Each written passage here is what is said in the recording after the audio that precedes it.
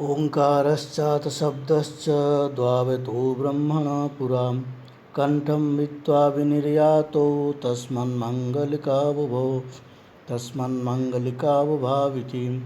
ॐ शान्तिः शान्तिः शान्तिः। हरिओम। आज हम चतुर्थी विभक्ति के विषय में चर्चा करेंगे जो कारक प्रकरण की है। ये बहुत ही इम्पोर्टेंट है और ये केवल आपका नेट के लिए नहीं, अन्य जो परीक्षाएं हैं उनके लिए भी बहुत उपयोगी है। जैसे मैंने कल काफ़ी चीज़ें देख रहा था, क्वेश्चंस किस प्रकार के आते हैं। तो रीट के एग्ज़ाम में बहुत सारे क्वेश्चंस आते हैं चतुर्थी विभक्ति से, ठीक है। इसलिए जो बीएड वगैरह कर रखे हैं उनके लिए और फिर जो अन्य एंट्रांस देते हैं, मतलब ये कुल मिलाकर के यही है कि सभी जो संस्कृत में उपयोगी है चतुर्थी विभक्ति, वो बहुत उपयोगी है, ठीक है। क्योंकि संप्रदान के लिए है, आप मंत्र बोलते हैं तो भी उसमें जो है चतुर्थी विभक्ति प्रयोग करना पड़ता है, इसलिए ये इम्पोर्टेंट है। पहले हम तृतीया विभक्ति की चर्चा किए थे और मुझे लगता है कि तृतीया विभक्ति उतना अच्छी नहीं बन पाई जैसे बनना चाहिए था। मैं जैसे चाहता था वैसे नहीं बना। तो आप लोग कमेंट करके ज़रूर बताइए कि तृतीया विभक्ति आपको दोबारा अगर उसको हम रिपीट करेंगे तो फिर कभी कर लेंगे, ठीक है। परीक्षा से पहले ही कर लेंगे और हम कोशिश करेंगे उसमें बढ़िया से बढ़िया जो है कंटेंट लाए और जिससे समझ में आए तृतीया विभक्ति अच्छे से, ठीक है। और ये वीडियो जो हम लेके आए हैं ये आपको बहुत अच्छी तरह से समझ में आएगा, क्योंकि इसमें हमने उसी प्रकार की कंटेंट का उपयोग किए हैं कि जिससे आसानी से समझा जा सके और दिमाग में ये बिल्कुल फिट हो सके, ठीक है। कुछ क्वेश्चंस के माध्यम से हमने इसको तैयार किया है, इसलिए काफ़ी समय लग गया। और आप जानते हैं व्याकरण मतलब बिल्कुल हमारे जो गुरुजी है स्वामी श्री दिव्यानंद सरस्वती जी ऋषिकेश में कैलाश आश्रम में अध्ययन कराते हैं। हम उनसे अध्ययन करते थे व्याकरण की। तो वो कहते थे कि लघु सिद्धांत कौमुदी पढ़ना लोहे की चने चबाने के बराबर है, ठीक है। तो काफ़ी गंभीर विषय होता है, इसको यूं ही बोल देना अलग बात होता है, लेकिन बहुत ही गंभीर विषय होता है इसमें, ठीक है। चिंतन करने में काफ़ी समय लगता है। तो हम फाइनली जो है ये कारक विभक्ति का चतुर्थी विभक्ति लेके आए हैं। इसके बाद जो है पंचमी विभक्ति थोड़ा सा है और सप्तमी विभक्ति इसमें बहुत इम्पोर्टेंट है। पंचमी के बाद जब सप्तमी आएगा उसको भी हम बहुत डिटेल से करेंगे। मुझे लगता है पंचमी और सप्तमी एक साथ ही ले आएंगे, ठीक है। थोड़ा ज़्यादा लग सकता है, नहीं तो अलग अलग कर देंगे जैसे भी आप लोगों को लगता है। देख करके कितना कंटेंट होता है उसका देखा जाएगा। अभी हमने उसको भी स्टडी कर रहे हैं, ठीक है। और पीपीटी बनाने में भी काफ़ी टाइम लगता है और मुझे लगता है पीपीटी बनाने से एक फ़ायदा ये होता है कि आप जब पढ़ते हैं उसको तो आपको वो अक्षर आपके दिमाग में फिट हो जाती है। जब हम हाथ से नोट करते हैं तो उस नोट से उतना दिमाग में बैठ नहीं पाता अक्षर, क्योंकि उसमें क्लियरिटी नहीं होती है। बस समझा देते हैं हम, सामान्य रूप से समझाना अलग बात होता है, कुछ चीज़ को बोल जाना। लेकिन जब यहाँ सूत्र और उसका अर्थ की बात होती है, जब शब्दक सिद्धि करने की बात होती है, वाक्य की बात होती है, तो उसमें क्लियरिटी होना बहुत ज़रूरी है, ठीक है। जब तक क्लियरिटी नहीं होगा तो आप उसमें एक भी मात्रा अगर छूट जाता है तो आपको समस्या आ जाएगी परीक्षा में। इसलिए जो है हमने नोट्स भी इसका हमने तैयार किए थे काफ़ी, लेकिन उसको हम नहीं लिए क्योंकि हमने फिर सोचा कि थोड़ा टाइम और लगेगा, आधा घंटा 2 घंटा, लेकिन इसको पीपीटी बना करके करेंगे, ठीक है। अब हम चर्चा करते हैं कि आगे जो है क्वेश्चंस इसमें आने वाले। देखिए यहाँ पर एक बहुत इंपॉर्टेंट मैंने दिया है कि ये जो 15 क्वेश्चंस मैंने बताया है कि यहाँ पर कम से कम जो है 15 या 20 क्वेश्चंस बनाया जा सकता है। मैंने इंपॉर्टेंट 15 क्वेश्चंस लिया है मॉडल के अनुसार और उसमें 20-25 क्वेश्चंस भी आप समझ सकते हैं, ठीक है। और ये जैसे ही आपका तैयार हो जाएगा तो आपको चतुर्थी विभक्ति से कोई भी प्रश्न आता है तो आप निश्चित रूप से उसको कर पाएंगे, ठीक है। अब चलते हैं आगे। हाँ, यहाँ पर मैं थोड़ा सा एक इन्फॉर्मेशन दे देता हूँ। जो भी छात्र हमारे साथ नया जुड़ रहे हैं उनके लिए जो है ये टेलीग्राम लिंक है, ठीक है। ये टेलीग्राम लिंक है और ये टेलीग्राम लिंक आपको डिस्क्रिप्शन में मिल जाएगा। वहाँ से आप जो है इस टेलीग्राम लिंक को एक्टिव कर सकते हैं और उसी से आप जो है हमारे ग्रुप में ज्वाइन हो सकते हैं। तो हमारे ग्रुप में अगर आप ज्वाइन हो जाते हैं तो उसमें जो टेलीग्राम ग्रुप है, टेलीग्राम में आपको सारे PDF और सारे फाइल्स वहाँ मिल जाएंगे, ठीक है। इसका लिंक आपको नीचे जो है डिस्क्रिप्शन में मिल जाएगा। और भी जो भी इम्पोर्टेंट वस्तु होगी, इम्पोर्टेंट जो लिंक होगी वो आपको डिस्क्रिप्शन में मिल जाएगा। मैं बाद में भूल जाता हूँ, इसलिए इसको पहले मैं रखा हूँ। अब देखते हैं क्वेश्चन। रुच धातुर्योगे का विभक्ति भवति। पहला क्वेश्चन क्या है? रुच धातुर्योगे का विभक्ति भवति। आप जानते हैं हम लोग चतुर्थी विभक्ति के बारे में चर्चा कर रहे हैं, ठीक है। परंतु फिर भी जो है आपको अगर ऐसे रुच धातु के योग में कोई भी विभक्ति हो सकता है। ऑप्शन में आपको 4 देगा और वहाँ आपको एक ऑप्शन चुनना होगा। उसके बाद बसड़ योगे का विभक्ति भवति, ठीक है। बसड़ योगे का विभक्ति भवति। रुच धातुर योगे का विभक्ति भवति, ये भी पूछ सकता है। और रुच धातुर योगे रुच धातुर योगे का संज्ञा भवति, ये भी पूछ सकता है, ठीक है। तो यहाँ पर संज्ञा होगा तो क्या होगा आगे हम देखेंगे। रुच धातुर योगे कारकम भवति, और यहाँ पर भी दे सकता है कि रुच धातु के योग में कारक होता है। क्या कारक है? संप्रदान, आपादान, करण, ठीक है, और अधिकरण, ये सब कारक है, ठीक है। संप्रदान कारक है, आपादान कारक है। तो इसी प्रकार के आपको 4 ऑप्शन देगा और पूछेगा कि रुच धातुर्योगे कारकम भवति। आपको यहाँ से एक ऑप्शन लेना है कि कर्ण कारक भवति, संप्रदान कारक भवति, अपदान कारक भवति, इस तरह से। और नेक्स्ट, स्प्रिय रीप्सित सूत्र से संबंध। स्प्रिय रीप्सित सूत्र का संबंध किसके साथ है? तृतीय विभक्ति के साथ, चतुर्थी के साथ या पंचमी के साथ है, ठीक है। हम लोग चतुर्थी पढ़ रहे हैं तो इसका आंसर भी चतुर्थी होगा, ठीक है। इस प्रकार के क्वेश्चंस आता है, ठीक है। ये कई वर्षों में जो है ये क्वेश्चंस आया हुआ है, अलग अलग ईयर्स में। जो रीड का क्वेश्चंस है उसमें ये आया था लगभग, और नेट का भी क्वेश्चंस में कहीं कहीं जो है आया है, ठीक है। अब देखिए, क्रुद्ध धातुर्योगे का विभक्ति भवति। क्रुद्ध धातुर्योगे का विभक्ति भवति। क्रुद्ध धातु के योग में कौन सा विभक्ति होता है, ये भी हम आगे जो है देखेंगे। अब देखिए ये नेक्स्ट है 6वां क्वेश्चन। रुच्यार्थानां धातूनां प्रयोगे कस्य संप्रदान संज्ञा भवति। रुच्यार्थानां धातूनां योगे, रुचि अर्थक, ये जो अभी रुच धातु, ये बहुत बार पूछा गया, इसलिए मैंने इसको कई प्रकार से बनाया। रुच धातु की प्रयोग में कौन सा संज्ञा होता है, किसका जो है संप्रदान संज्ञा होता है। रुच धातु का प्रयोग में किसका संप्रदान संज्ञा होता है? गिप्सितस्य, प्रियमाणस्य, प्रियमाणस्य, या फिर और 2 ऑप्शन कोई भी दे सकता है, ठीक है। मैंने 2 लिया क्योंकि यहाँ पर मुझे नज़दीक मिला था और ढूंढना नहीं पड़ा। और 7वां क्वेश्चन से नमः स्वस्ति स्वधा वसट योगे इति सूत्रेण का विभक्ति भवति। इस सूत्र से क्या कौन सा विभक्ति होता है, ठीक है। आंग पूर्वक श्रु धातुर्योगे, आंग पूर्वक श्रु धातुर्योगे का संज्ञा भवति। आंग पूर्वक अगर श्रु धातु आ जाता है तो क्या संज्ञा होता है, ये भी पूछ सकता है। प्रतिपूर्वक श्रु धातुर्योगे का संज्ञा भवति। प्रतिपूर्वक श्रु धातु का योग होगा तो क्या संज्ञा होगा, ठीक है। ये भी वही है, संप्रदान आपादान से कोई होगा, ठीक है। तो आगे देखते हैं। परिक्रयण अर्थे का संज्ञा भवति। परिक्रयण अर्थ में क्या संज्ञा होता है, ठीक है। धारयते प्रयोगे उत्तमर्ण का संज्ञा भवति। अब उत्तमर्ण का अर्थ क्या है ये भी हम पढ़ेंगे। धारयते प्रयोगे उत्तमर्ण का संज्ञा भवति। धारयते प्रयोगे उत्तमर्ण का संज्ञा भवति।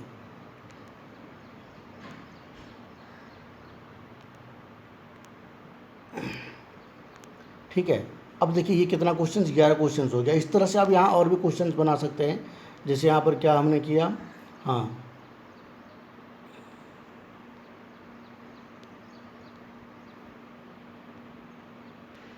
जैसे हमने किया था बसड़ योगे का विभक्ति भवति, तो यहाँ पर ये किया जा सकता है कि स्वस्ति योगे का विभक्ति भवति, ठीक है। स्वाहा योगे का विभक्ति भवति, स्वधा योगे का विभक्ति भवति, बसड़ योगे का विभक्ति भवति। इस तरह से कई प्रकार के क्वेश्चंस आ सकता है, ठीक है। अब हम चलते हैं इसका जो प्रकरण में चतुर्थी विभक्ति। सबसे पहले हम इसमें देखेंगे कि चतुर्थी विभक्ति में जो है, चतुर्थी विभक्ति किसके लिए प्रसिद्ध है? संप्रदान के लिए, ठीक है। यहाँ पर सबसे पहला सूत्र आता है कर्मणा यमभिप्रेति स संप्रदान। अब संप्रदान किसको कहते हैं? कर्मणा यमभिप्रेति स संप्रदान। दान के कर्म द्वारा कर्ता जिसे उपकृत करना चाहता हो, ठीक है। दानस्य कर्मणा यमभिप्रेति स संप्रदान संज्ञा।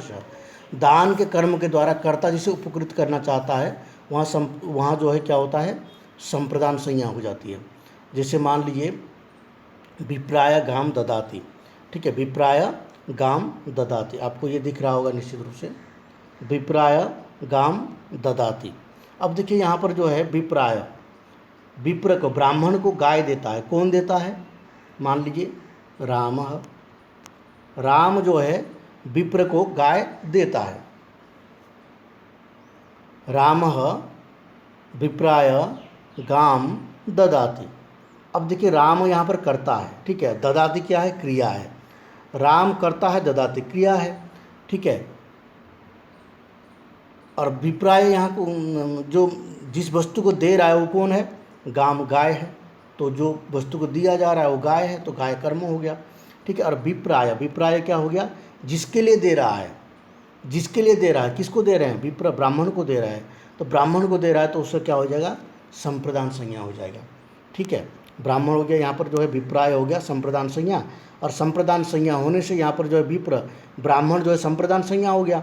अब संप्रदान होने से क्या हो जाएगा? चतुर्थी संप्रदान है, आगे सूत्र है ना, चतुर्थी संप्रदान है। संप्रदान जहाँ जिसका संप्रदान संज्ञा हो जाता है उसमें चतुर्थी विभक्ति होता है। तो ये लिए विप्राय गाम ददाति में राम विप्राय गाम ददाति, या फिर देवदत्ता विप्राय गाम ददाति, ठीक है। देवदत्ता विप्राय गाम ददाति, इस तरह के प्रयोग करेंगे तो वहाँ पर क्या हो जाएगा? विप्राय, विप्र जो है ब्राह्मण में चतुर्थी विभक्ति हो जाता है। तो यहाँ क्या कहा? दान के कर्म द्वारा कर्ता जिसे उपकृत करना चाहता है, ठीक है। ब्राह्मण को गाय देंगे तो ब्राह्मण को उपकार होगा, ठीक है। उसी तरह जो है आपका जैसे आप मंत्र पढ़ते हैं, ठीक है, अग्नेय स्वाहा, ठीक है, आग्नेय स्वाहा, इंद्राय स्वाहा, इंद्राय नमः स्वाहा, इस तरह जो हवन आदि करते हैं उसमें मंत्र पढ़ते हैं, उसमें क्या होता है? चतुर्थी विभक्ति होता है, ठीक है, चतुर्थी विभक्ति होता है। क्यों चतुर्थी विभक्ति होता है? सूत्र उसका विधान करने वाला अलग है, ठीक है, परंतु वहाँ पर भी संप्रदान संज्ञा हो रखा है, ठीक है, संप्रदान है चतुर्थी विभक्ति। अब आगे देखते हैं। अब चतुर्थी संप्रदान है, जो चतुर्थी संप्रदान है, चतुर्थी विभक्ति का विधान करने वाला सूत्र ये है, वो संज्ञा सूत्र संप्रदान संज्ञा करने वाला, और ये चतुर्थी विभक्ति का विधान करने वाला है, ठीक है। यहाँ पर देखिए चतुर्थी संप्रदान है, अनभिहित संप्रदान कारक में चतुर्थी विभक्ति होती है। अनभिहित संप्रदान में, ठीक है, अनभिहित संप्रदान कारक में चतुर्थी विभक्ति होती है। अब अनभिहित का अर्थ क्या है? अनभिहित का अर्थ देखिए नीचे लिखा हुआ है, अनुक्त, अनुक्त हो, कौन सा? अनुक्त हो, संप्रदान अनुक्त हो, तो वहाँ पर चतुर्थी विभक्ति होती है। देखो आगे उसी को ले लेते हैं हम, विप्राय गाम ददाति। जैसे यहाँ पर देख लीजिए, देवदत्त विप्राय गाम ददाति। देवदत्त विप्र को गाय देता है, ठीक है। विप्राय, देवदत्त विप्राय गाम ददाति। देवदत्त यहाँ पर कर्ता है, और कर्ता जो है क्या कर रहा है? दान कर रहा है, ददाति। कर्ता जो है दान कर रहा है, ददाति, ठीक है। कर्ता के अनुसार क्या हो गया? कर्ता जो है एक है, प्रथमा व्यक्ति है, एकवचन है, और वहाँ पर ददाति ये भी एकवचन कर्ता के अनुसार जो है क्रियापद हो गया। और विप्राय गाम ददाति, विप्राय विप्र को गाय देता है, ठीक है। यहाँ पर जो है कर्ता क्या है? उक्त है, ठीक है, और विप्राय अनुक्त है। क्यों? क्योंकि अगर विप्राय अनुक्त नहीं होता तो वहाँ जो है क्रियापद जो है विप्राय के अनुसार हो जाता, ठीक है। विप्राय क्या हो जाता? विप्र अगर उक्त होता, यहाँ पर कर्ता उक्त है, ठीक है, कर्ता उक्त है। अगर विप्र उक्त होता तो क्रियापद भी क्या हो जाता? वहाँ पर विप्र के अनुसार होता है, ठीक है। और यहाँ पर क्रियापद किसके अनुसार हुआ है? कर्ता के अनुसार हुआ है, इसलिए विप्र है वो अनुक्त है। देने वाला कार्य किसका है? कर्ता का है, इसलिए जो है वहाँ पर जो है विप्र अनुक्त हो गया और कर्ता हो गया उक्त, ठीक है। अगर उक्त होता तो क्या होता? प्रथमा व्यक्ति हो जाता। अगर विप्र जो है उक्त होता तो प्रथमा व्यक्ति होता है, उक्त प्रथमा, ठीक है।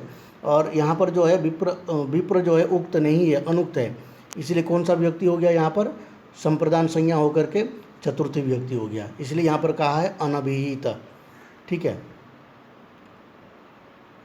यहाँ पर प्रश्न बन सकता है कि संप्रदान कारक उक्त हो तो कौन सा व्यक्ति होगा, ठीक है। संप्रदान कारक अगर उक्त हो तो कौन सा विभक्ति होगा, तो वहाँ उसमें प्रथमा विभक्ति हो सकता है संप्रदान, ठीक है। संप्रदान में प्रथमा विभक्ति हो सकता है अगर उक्त हो, ठीक है। आगे देखते हैं, तो यहाँ पर भी चतुर्थी विभक्ति हो गया ना, विप्रह काम ददाति, दानयो विप्रह, दान योग्य विप्रह। उसके बाद आता है एक वार्तिक आ रहा है, यम विवृत सोपी संप्रदान। हम यहाँ पर एक प्रश्न और बन सकता है, जैसे कर्मणा यम विप्रति स संप्रदानम, तो यहाँ पर प्रश्न क्या आता है, कर्मणा यम विवृति स, आगे डैश दे देगा, कर्मणा यम विप्रति स डैश दे देगा और कहेगा कि यहाँ पर संप्रदान आपादान, संप्रदानम आपादानम अधिकरणम ये लिख देगा। तो ये सूत्र आपको भी याद होना चाहिए, कर्मणा यम विप्रति स संप्रदानम, इस प्रकार का प्रश्न आता है, ठीक है। अब हम तीसरे पे जो जा रहे हैं, क्रियाया यम विप्रति सोपि संप्रदानम। देखिए यहाँ पर जो है क्रियाया यम विप्रति सोपि, क्रियाया यम विप्रति सो संप्रदानम, इसमें क्या है, देखिए क्रिया का अभिप्रेत, ठीक है, कि क्रिया का जो है अभिप्राय जिसको जाता है वो भी संप्रदान हो जाता है। जैसे पत्ये सेते, यहाँ पर एक दृष्टांत दिया है, पत्ये सेते मतलब पति सोता है, तो क्रिया का अभिप्राय किसको है, क्रिया का अभिप्राय जो है पति की सोने में है, ठीक है। इसलिए जो है पति क्या हो गया, संप्रदान हो गया, और संप्रदान होने से संप्रदान चतुर्थी से चतुर्थी विभक्ति हो गया, ठीक है। उसी प्रकार जो है यजेह कर्णः, यजेह कर्मणः करणसंज्ञा संप्रदानस्य च कर्मसंज्ञा, यजेह कर्मणः करणसंज्ञा संप्रदानस्य च कर्मसंज्ञा। इसको थोड़ा यहाँ पर देखिए, यजेह कर्मणः करणसंज्ञा संप्रदानस्य च कर्मसंज्ञा, यहाँ पर क्या कह रहा है कि कर्म, जो कर्म है और कर्ण, कर्म और संप्रदान एक वाक्य में हो, ठीक है, कर्म और संप्रदान एक वाक्य में हो, तो यज धातु से कर्म की क्या हो जाएगा, कर्ण संज्ञा हो जाएगा, और संप्रदान का कर्म संज्ञा हो जाएगा, ठीक है। देखिए पशुनाम रुद्रम यजते, ठीक है, इसका अर्थ क्या है, पशुम रुद्राय ददाति, पशुम रुद्राय ददाति, ये इसका जो है अर्थ यही है, ठीक है। पशुम रुद्राय ददाति, पशु को जो है रुद्र के लिए देता है, कोई करता, जैसे मान लीजिए देवदत्तः पशुम रुद्राय ददाति, जैसे मान लीजिए क्या करते हैं शंकर, रुद्र यहाँ पर क्या शंकर है, शंकर को एक जो क्या नंदी होता है, नंदी को दान कर देते हैं, ठीक है, शंकर जी के लिए नंदी को दान कर देते हैं, ठीक है। देवदत्त ने क्या किया, अपना घर पे एक नंदी था, उस नंदी को लेके गया और शंकर जी को दान कर दिया, ठीक है। पशुम रुद्राय ददाति, इसका अर्थ क्या है, ठीक है। तो यहाँ पर क्या है, यज धातु, यहाँ पर क्या है, पशुम रुद्राय ददाति, इसका अर्थ ये हुआ। तो ददाति की जगह पे यज धातु का प्रयोग कर रहे हैं, क्योंकि वहाँ पर जो है यज्ञ कर रहे हैं, पशुनाम रुद्रम यजते, ठीक है। पशु के द्वारा जो है रुद्र का यजन करता है, पूजा करता है, यानी कि पशु दे करके रुद्र का पूजा करता है, ठीक है। पशुना रुद्रम यजते यहाँ पर प्रयोग कर रहे हैं। तो यहाँ पर जो है पशुनाम रुद्र ददाति, ये जो प्रयोग था इसका क्या हो गया, यज धातु के साथ हम जब प्रयोग किए, यज धातु के साथ जब प्रयोग किए, वहाँ पर कर्म और करण दोनों आ गया। कौन है, पशु के द्वारा, ठीक है, पशु के द्वारा रुद्र का यजन करता है, पशु के द्वारा रुद्र का यजन करता है, क्योंकि जैसे पुष्प के द्वारा रुद्र का यजन करते हैं, ठीक है, उसी प्रकार पशु के द्वारा रुद्र का यजन किया, क्योंकि अलग अलग माध्यम होता है। तो पशु उस नंदी को लेके गया और उस पशु को वहाँ सामने रखा और फिर रुद्र का यजन किया और उनको जो है भेंट कर दिया। तो पशु के द्वारा रुद्र का यजन किया, तो पशुनाम रुद्र यजते, वहाँ पर कर्ण है, ठीक है ना, परंतु वहाँ पर क्या है, दान तो है ना, दान तो कर रहे हैं, लेकिन वहाँ पर क्या है, कर्ण के द्वारा हो रहा है। तो यहाँ पर जो है पशु क्या था, जो कर्म था, पशुम रुद्राय ददाति, ये जो होना चाहिए था। तो यज धातु में यजन करता है मतलब पूजन करता है, तो वहाँ पर यज धातु के साथ संयोग होने से जब पशुम रुद्राय यजते ये नहीं बनेगा, पशुम रुद्राय यजते ये नहीं बनेगा, पशुम रुद्राय यजते, क्योंकि यज धातु के साथ प्रयोग हो गया है। तो पशुम रुद्राय यजते नहीं बन करके अब क्या हो जाएगा, जो पशु है कर्म संज्ञा था, पशु जो कर्म संज्ञा था, कर्म हो जाएगा क्या, करण हो जाएगा, ठीक है। कर्म हो जाएगा क्या, करण, ठीक है। और यहाँ पर जो रुद्राय था, ठीक है, रुद्राय था, रुद्राय क्या था, रुद्राय था, ये जो रुद्राय है, रुद्राय क्या था, संप्रदान था ये, ठीक है, संप्रदान, रुद्राय क्या था, संप्रदान था। अब रुद्राय संप्रदान था, वो क्या हो जाएगा, रुद्राय हो जाएगा, रुद्राय हो जाएगा कर्म, ठीक है। संप्रदान हो गया कर्म, किस वार्तिक से, यजेह कर्मणा करणसंज्ञा संप्रदान से च कर्मसंज्ञा, ठीक है। इस वार्तिक से क्या हो जाएगा, जो पशु, पशु जो कर्म था वो हो गया करण, ठीक है। और रुद्राय जो संप्रदान था वो हो गया कर्म, ठीक है, कर्म हो गया। तो इससे क्या होगा, इससे क्या होगा, करण क्या होता है, तृतीया विभक्ति होता है, और कर्म क्या होता है, द्वितीया विभक्ति होता है। तो ये चतुर्थी विभक्ति का प्रयोग यहाँ, अर्थ तो चतुर्थी क्या है, लेकिन यहाँ पर क्या हो गया, जो उसका प्रयोग है वो तृतीया विभक्ति और द्वितीया विभक्ति हो गया। तो ये प्रश्न यहाँ पर बनाया जा सकता है, एक यज धातु के साथ अगर संप्रदान हो, यज धातु के साथ अगर संप्रदान हो तो उसका क्या संज्ञा होगा, ठीक है। यज धातु के साथ यदि संप्रदान हो तो उसका कर्म संज्ञा हो जाएगा। या ये पूछा जा सकता है कि यज धातु के साथ अगर संप्रदान शब्द हो, यज धातु के साथ यदि संप्रदान का प्रयोग हो तो कौन सा विभक्ति होता है, तो उसका क्या होगा, द्वितीय विभक्ति हो जाएगा, ठीक है। और यज धातु के साथ यदि, यज धातु के साथ यदि क्या है, संप्रदान हो तो उससे क्या हो जाएगा, कर्म संज्ञा हो जाएगा और वो द्वितीय विभक्ति होगा, ठीक है। अब देखिए आगे हम लोगों ने एक विचार किया था कि रुच्यार्थानाम, रुच धातु, ठीक है, रुच्यार्थानाम प्रियमाणः, ये पढ़ लीजिए आप, रुच्यार्थानाम धातूनाम प्रयोगे प्रियमाणो अर्थः संप्रदानम स्यात्। रुच्यर्थक धातु के प्रयोग में प्रियमाण अर्थ संप्रदान होता है, ठीक है। अब यहाँ पर मैंने बताया था कि आपका प्रियमाण का, प्रियमाण का अर्थ यहाँ पर क्या है, प्रसन्न होने वाला, ठीक है ना। प्रियमाण का अर्थ क्या है, प्रसन्न होने वाला, प्रसन्न होने वाला, ठीक है, प्रियमाण का अर्थ। तो यहाँ पर इसलिए क्या दिया है, हरे रोचते भक्ति, दृष्टांत क्या दिया, हरे रोचते भक्ति, हरि जो परमात्मा है वो भक्ति से प्रसन्न होते हैं, ठीक है। हरि जो परमात्मा है वो किससे प्रसन्न होते हैं, भक्ति से। यहाँ पर रुच धातु का प्रयोग हुआ है, इसलिए जो है रुच धातु, रुच्यार्थनम प्रियमाणम, रुच धातु का प्रयोग में प्रियमाण अर्थ का संप्रदान स्यात्, संप्रदान संज्ञा हो जाता है। संप्रदान होने से संप्रदान चतुर्थी, चतुर्थी हो गया, इसलिए हरे बन गया यहाँ पर रोचते भक्ति ही, ठीक है।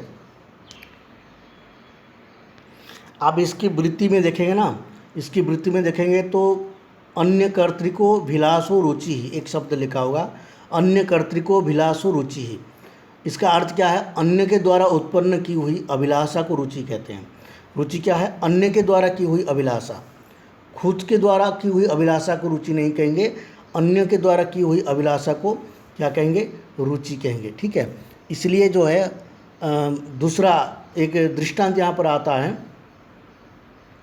कि देवदत्ताय रोचते मोदकः पथिः, देवदत्ताय रोचते मोदकः पथिः।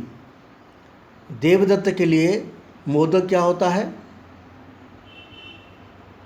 रुचिकर होता है, ठीक है। देवदत्ताय रोचते मोदकः पथिः, अगर ये प्रयोग करेंगे तो देवदत्त के लिए मोदक क्या होता है, रुचिकर होता है, परंतु वो अन्य के लिए दिया हुआ अभिलाषा नहीं है, ठीक है। जैसे भक्ति, वहाँ पर भक्ति क्या था, हरे रोचते भक्ति, भक्ति कौन करता है, किसी भक्त ने किया है, और भक्त का जो भक्ति है वो भगवान को प्रसन्न करता है, तो भगवान को अच्छी लगती है, ठीक है। इसलिए वहाँ पर क्या हो गया, संप्रदान संज्ञा हो गया, देवदत्ताय रोचते मोदकः, ठीक है। यहाँ पर जो है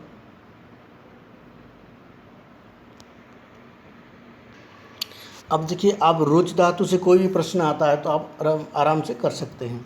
तो रुच धातु की प्रयोग में कौन सा विभक्ति होती है, रुच धातु के प्रयोग में जो है आपका चतुर्थी विभक्ति होती है, संप्रदान संज्ञा होती है, ये आपका हो गया। और प्रियमाण, प्रियमार्थ रुच्यार्थम धातु में प्रयोग है, प्रियमाण अर्थ, प्रियमाण अर्थ प्रसन्न होने वाला, प्रियमाण अर्थ में भी संप्रदान संज्ञा होती है।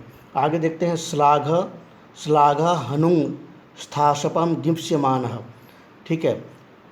श्लाघ हनुंग स्थास्पम गिम सिमान, यहाँ पर जो है 3 धातु दिया है, श्लाघ धातु, हनुंग धातु और स्था धातु ठहरना अर्थ में, और सप धातु। ये चारों धातु से क्या हो जाता है, गिम्स्यमान, जिस पर कर्ता अपना भाव प्रकट कर सकते, गिम्स्यमान, ठीक है। गिम्स्यमान, गिम अपना जो भाव है वो कर्ता जो है प्रकट कर सके दूसरे के सामने। ऐसे अगर इन धातुओं का प्रयोग होता है तो वहाँ पर भी क्या हो जाएगा, संप्रदान संज्ञा हो जाएगा। इसमें ज़्यादा व्याख्या करने की ज़रूरत नहीं है, केवल इतना ध्यान रखें कि श्लाघ है, हनुंग और स्था है, ठीक है। धारेरुत्तमर्ण, ठीक है। धारेरुत्तमर्ण, धारी ध्रिय धारणा धातु है, ध्रिय नीच है, ठीक है ना। ध्रिय, ये ध्रिय और क्या है, नीच प्रत्यय है, तो क्या बन जाएगा, धारी बन जाएगा, ठीक है। धारेरुत्तमर्ण, उत्तमर्ण, मैंने कहा था आपको उत्तमर्ण का अर्थ क्या है, ऋणदाता, ठीक है। ऋणदाता होता है उत्तमर्ण, तो ऋणदाता जहाँ पर होगा वहाँ पर जो है संप्रदान संज्ञा हो जाएगा। यहाँ पर देखिए, भक्ताय धारयति मोक्षम हरि, भक्ताय धारयति मोक्षम हरि, भक्ताय भक्त के लिए, धारयति मोक्षम हरि, हरि जो है क्या करता है, मोक्ष प्रदान करता है, ठीक है। अब देखिए यहाँ पर ध्री जो है धारयति का प्रयोग है यहाँ पर, भक्ताय तो भक्त के लिए, तो ऋणदाता कौन है यहाँ पर, भक्ति किसने किया, भक्त ने किया, उसके बदले में भगवान के ऊपर क्या हो गया, उसका ऋण हो गया, तो भगवान उसको उस ऋण के बदले में क्या करते हैं, मोक्ष प्रदान करते हैं। तो इसलिए जो है भक्ताय यहाँ पर क्या हो गया, संप्रदान संज्ञा हो गया, क्योंकि ऋणदाता यहाँ भक्ता है। जैसे यहाँ पर और भी कई प्रयोग होता है, एक प्रयोग और लेंगे हम, देवदत्ताय शतम धारयति, ठीक है। देवदत्ताय शतम धारयति हरिः, देवदत्ताय शतम धारयति हरिः, देवदत्ताय शतम धारयति हरिः, ठीक है। देवदत्त से 100 रुपया, 100 ऋण लेता है हरि, कौन लेता है, हरि। देवदत्ताय शतम धारयति हरि, ऋण देने वाला कौन है, देवदत्त, इसलिए देवदत्त को क्या हो गया, देवदत्त हो गया संप्रदान। नहीं तो यहाँ पर देवदत्त से ऋण लेता है हरि कहते तो देवदत्त से देवदत्तात् ऋणम धारयति हरि, ऐसे हो जाता, ठीक है। देवदत्तात् ऋणम धारयति हरि ऐसे हो जाता, पंचमी विभक्ति हो जाता अगर हम से अर्थ करते तो, ठीक है। जैसे हम लोग प्रयोग करते हैं, देवदत्त से ऋण लेता है हरि, 100 रुपया ऋण लेता है, तो यहाँ पर लेकिन ऋणदाता होने के कारण, उत्तमर्ण होने के कारण देवदत्ताय हो गया, क्योंकि उत्तमर्ण यहाँ पर दान देने वाला है, दान दाता है, तो इसलिए देवदत्ताय शतम धारयति हरि। ये वाक्य बहुत इंपॉर्टेंट है, इसको आप नोट कर लीजिए, देवदत्ताय शतम धारयति हरि। मैं कोशिश करूँगा इसका जो PDF फाइल में इसको इनपुट करने के लिए, हो सकता है ये PDF आपको थोड़ा बाद में मिले, ठीक है। तो ऐसे जो तुरंत देख रहे हैं उनके लिए तो ठीक है, मैं ये PDF आपको एडिटिंग करके फिर दोबारा दे दूंगा, ठीक है। अब देखिए यहाँ पर, अब आगे देखिए, स्पृहे रिप्सितः, ये सूत्र है स्पृहे रिप्सितः। स्पृह चाहना धातु के योग में चाह हुआ, ईप्सित अर्थ में संप्रदान संज्ञा हो जाता है, फिर संप्रदान है स्पृह। स्पृह क्या है, चाहना धातु की योग में। अब कोई भी स्पृह धातु आ जाता है तो आप उसमें क्या कर सकते हैं, संप्रदान संज्ञा कर सकते हैं, ठीक है। आगे पढ़ते हैं, क्रुधः द्रुह ईर्ष्या सूयार्थानम यम प्रति कोपः, ठीक है। क्रुधः द्रुहेर्ष्या सूयार्थानम यम प्रतिकोपः, क्रुद्धार्थानम प्रयोगे यम प्रतिकोपः स उक्त संज्ञा स्यात्। क्रुद्धार्थानम, क्रुद्ध द्रुह, क्रुद्ध द्रुह, क्या क्या धातु है, क्रुद्ध धातु है क्रोध करना, दुह धातु बैर करना, ईर्ष्य धातु है ईर्ष्या करना, असूया धातु है गुणों में दोष देखना, असूया कहते हैं गुणों में, गुणेषु दोष दर्शनम असूया, गुणेषु दोष दर्शनम असूया। हरे क्रुध्यति दुह्यति, हरे दुह्यति, हरे यस्यति, ये देख रहे हैं, ये तीनों के साथ जोड़ दीजिए, हरे क्रुध्यति, हरे द्रुह्यति, हरे ईर्ष्यति, हरे असूयति, इस तरह की करेंगे तो क्या हो जाएगा, यहाँ पर जो है अलग अलग क्रुद्ध धातु, दोह धातु इसके साथ जो है हरि का प्रयोग हो रहा है, इसलिए वहाँ पर जो है कौन सा संप्रदान संज्ञा होकर के चतुर्थी संप्रदान से चतुर्थी विभक्ति हो जाता है। रुष्यति माता पुत्र,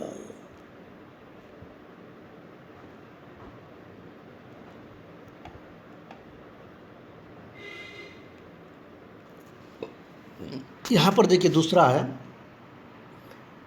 क्या है, यम प्रति कोपः, ठीक है, यम प्रति कोपः, जिसके प्रति कोप हो, यम प्रति कोपः, जिसके प्रति कोप हो, जैसे हरे क्रुध्यति, कौन, माता हरये क्रुध्यति, माता हरि के लिए क्रोध करती है, ठीक है। या फिर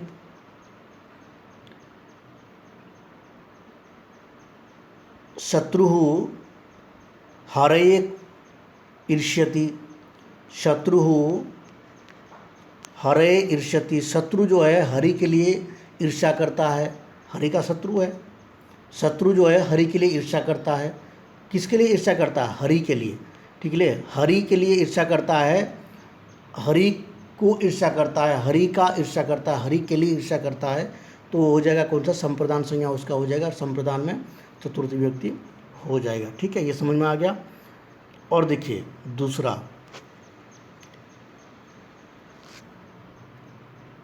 क्रुध द्रुहो रूपषष्टयो कर्म, यहाँ पर ये थोड़ा सा ये ध्यान रखें दोनों सूत्र में।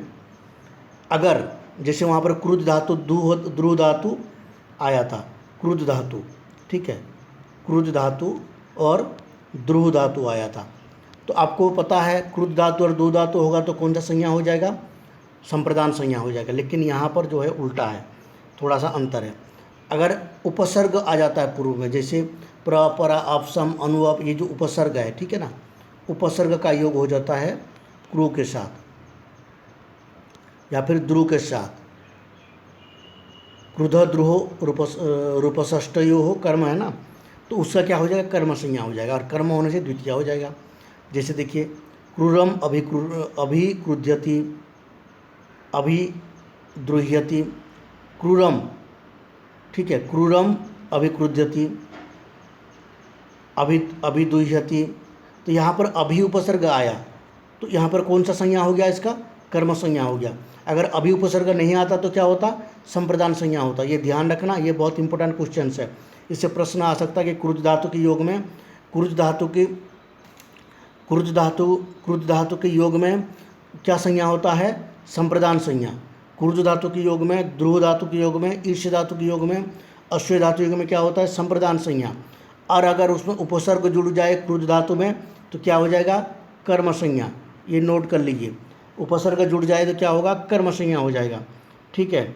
इसलिए हाँ, आगे देखो, राधिक्षुर यस्य विप्रश्न एतयो कारकम संप्रदानम स्यात्। राध धातु का आराधना या साधना अर्थ में, इक्ष देखने अर्थ में क्या हो जाता है, उसका संप्रदान संज्ञा हो जाता है। राध धातु का प्रयोग आप देख लीजिएगा। प्रत्यंगाभ्याम श्रुवः पूर्वस्य कर्ता, प्रत्यंगाभ्याम श्रुवः पूर्वस्य कर्ता, आभ्याम परस्य श्रु, देखिए प्रति और आंग पूर्वक श्रु धातु, मैंने आप वहाँ प्रश्न किया था, प्रति और आंग पूर्वक श्रु धातु हो तो क्या होगा, तो वहाँ पे संप्रदान संज्ञा हो जाएगा, ठीक है। प्रति और आंग पूर्वक, अनु प्रति गृणश्च, अनु और प्रतिपूर्वक हो, ठीक है, अनु और प्रतिपूर्वक हो तो भी उसका संप्रदान संज्ञा हो जाएगा, ठीक है। परिक्रयण संप्रदानम अन्यतरस्यम, अब देखिए मैंने परिक्रयण अर्थ का वहाँ पर जिक्र किया था, परिक्रयण, ठीक है। एक यहाँ पर प्रश्न दिया था, क्या प्रश्न आया था, रुच्यार्थनम धातूनाम प्रयोगे कस्य संप्रदान, नहीं ये नहीं है, परिक्रयण अर्थ का संज्ञा भवति, परिक्रयण अर्थ में क्या संज्ञा होता है, ठीक है। यहाँ पर देखिए परिक्रयण अर्थ में क्या संज्ञा होता है, परिक्रयण अर्थ में क्या हो जाएगा, संप्रदान संज्ञा हो जाएगा। और अन्यतरस्याम विकल्प में उसका और क्या संज्ञा होगा, परिक्रयण का अर्थ है यहाँ पर किसी को वेतन दे करके जो है काम के लिए रखना, ठीक है ना, जैसे नौकर होते हैं वेतन के लिए, परिक्रयण अर्थ में, नियत काल में, ठीक है, परिक्रयण अर्थ में वेतन के दे करके रखना, तो वहाँ पर जो है वहाँ पर क्या है, किसी को वेतन के माध्यम से रखना, वेतन के द्वारा रखना, तो वहाँ पर करण होना चाहिए था, कर्ता कर्ण तृतीया होना चाहिए था, लेकिन वहाँ पर क्या हो गया, परिक्रियण अर्थ में संप्रदान संज्ञा हो गया, और संप्रदान होने से वहाँ पर क्या हो जाएगा, चतुर्थी विभक्ति हो जाएगा। और विकल्प से अन्यतरस्याम, अन्यतरस्याम का अर्थ विकल्प से होता है, तो अन्यतरस्याम वह एक पक्ष में करण भी होगा, तो सतेन सताय वा परिकृतः, सतेन सताय वा परिकृतः, ठीक है। अब यहाँ पर देखिए तादर्थ चतुर्थी वाच्या मुक्त है, चतुर्थी विभक्ति हो जाती है किसमें, तादर्थ चतुर्थी वाच्या मुक्त है। यहाँ पर कुंडलाय हिरण्यम, कुंडल बनाने के लिए सोना है, अगर इस प्रकार के प्रयोग आता है तो उसमें क्या हो जाएगा, तादर्थ चतुर्थी वाच्या भुक्तये से क्या हो जाएगा, चतुर्थी विभक्ति हो जाता है। मुक्तये हरिम भजते, मुक्तये हरिम भजते, मुक्ति के लिए हरि को भजता है, ठीक है। तादर्थ चतुर्थी वाच्या भुक्तये, ठीक है, इससे चतुर्थी विभक्ति हो जाता है।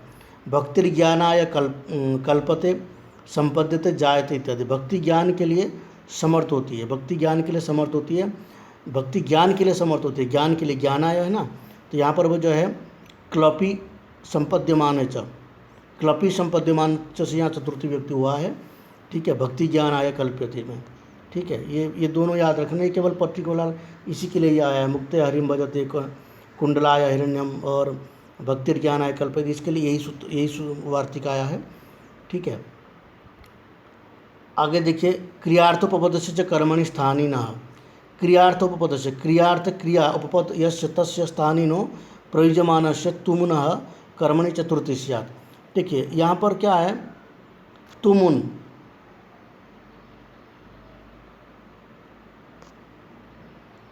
ठीक है। यहाँ प्रश्न क्या बन सकता है, क्रिया या क्रिया उपपदम यस्य तस्य स्थानीन प्रयुज्यमानस्य तुमुनः कर्मणि, तुमुन कर्मणि हो तो कौन सा विभक्ति होता है, अगर कर्मणि होता तो द्वितीय विभक्ति होना चाहिए, लेकिन तुमुन कर्मणि होगा तो उसमें क्या हो जाएगा, उसमें जो है विभक्ति हो जाएगा कौन सा, चतुर्थी विभक्ति, तुमुन कर्मणि हो तो।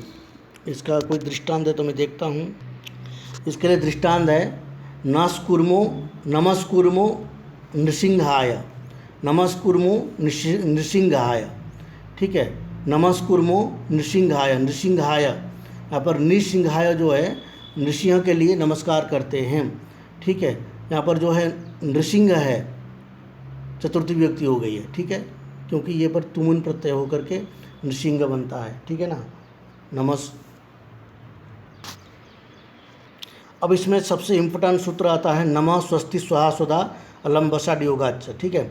ये सूत्र बहुत ही प्रसिद्ध है, नमः स्वस्ति स्वाहा स्वधा वसम अलम वसड योगाच्च, स्वस्ति की योग में, स्वाहा की योग में, सुधा की योग में, अलम की योग में, वसट की योग में क्या हो जाता है, सब मतलब चतुर्थी विभक्ति हो जाता है, संप्रदान संज्ञा होकर के चतुर्थी विभक्ति हो जाता है। नमः स्वस्ति स्वाहा स्वधा वसट योग नमः, ठीक है, नमः स्वस्ति नमः स्वाहा स्वधा, इन सब की योग में क्या हो जाता है, चतुर्थी विभक्ति हो जाता है। ये समझ में आ गया।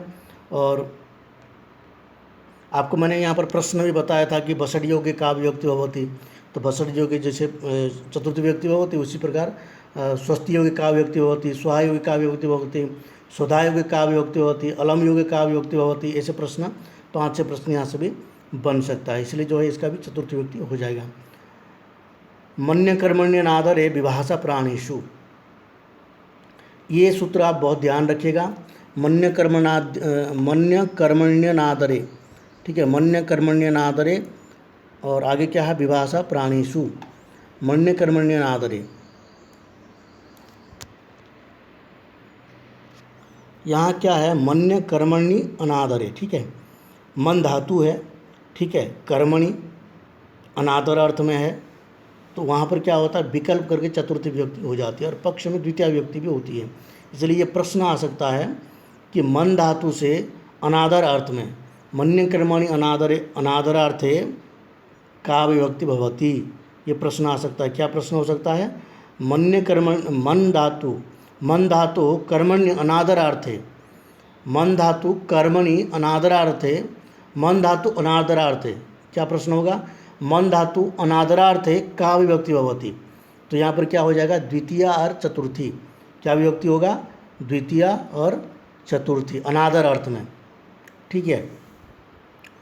द्वितीय और चतुर्थी विकल्प से होता है ना, तो द्वितीय भी हो जाएगा और चतुर्थी भी हो जाएगा। जैसे हम लोगों ने अधिक शब्द योगी का विभक्ति भवती, वहाँ पर पंचमी और सप्तमी, चतुर्थी और सप्तमी होती है, ठीक है। तो उसी प्रकार जो यहाँ पर क्या है, मन धातु अनादरार्थे का विभक्ति भवती, ये प्रश्न बन जाएगा।